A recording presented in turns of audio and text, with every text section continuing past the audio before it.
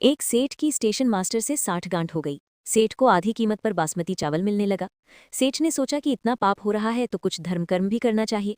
एक दिन उसने बासमती चावल की खीर बनवाई और किसी साधु बाबा को आमंत्रित कर भोजन प्रसाद लेने के लिए प्रार्थना की। साधु बाबा ने बासमती चावल की खीर खाई। दोपहर का समय था। सेठ ने कहा, महाराज अभी आराम कीजिए, थोड़ी धूप कम हो जाए फिर पधारिएगा। साधु बाबा ने बात स्वीकार कर ली। सेठ ने 100 रुपए वाली 10 लाख जितनी रकम की गड्डियां उसी कमरे में चादर से ढककर रख दी। साधु बाबा आराम करने लगे। खीर थोड़ी हजम हुई। साधु बाबा के मन में हुआ कि इतनी सारी गड्डियां पड़ी हैं, एक दो उठाकर झोले में रख लूं तो किसको पता चलेगा। साधु बाबा ने एक गड्डी उठाकर रख ली। शाम हुई तो सेठ को आशीर्वाद देकर चल पड़े। सेठ दूसरे दिन रुपए गिनने बैठा तो एक गड्डी यानी 10,000 रुपए कम निकली। सेठ ने सोचा कि महात्मा तो भगवत पुरुष थे, वे क्यों लेंगे।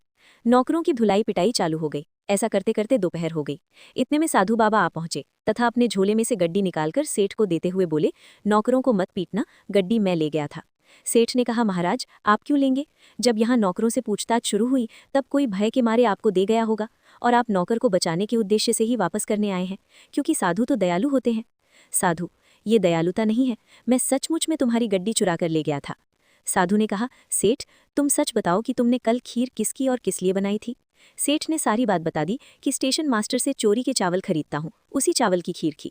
साधु बाबा, चोरी के चावल की खीर थी, इसलिए उसने मेरे मन में भी चोरी का भाव उत्पन्न कर दिया। सुबह जब पेट खाली हुआ, तेरी खीर का सफाया हो गया, तब मेरी बुद्धि शुद्ध हुई कि हे राम, ये क्या हो गया। मेरे कारण बेचारे नौकरों पर न जाने क्या बीत रही होगी, इसलिए तेरे पैसे लौटाने आ गया। इसीलिए कहते हैं कि जैसा खाओ अन्न वैसा होवे मन, जैसा पियो पानी वैसी होवे वाणी, जैसी शुद्धि वैसी बुद्धि, जैसे विचार वैसा संसार।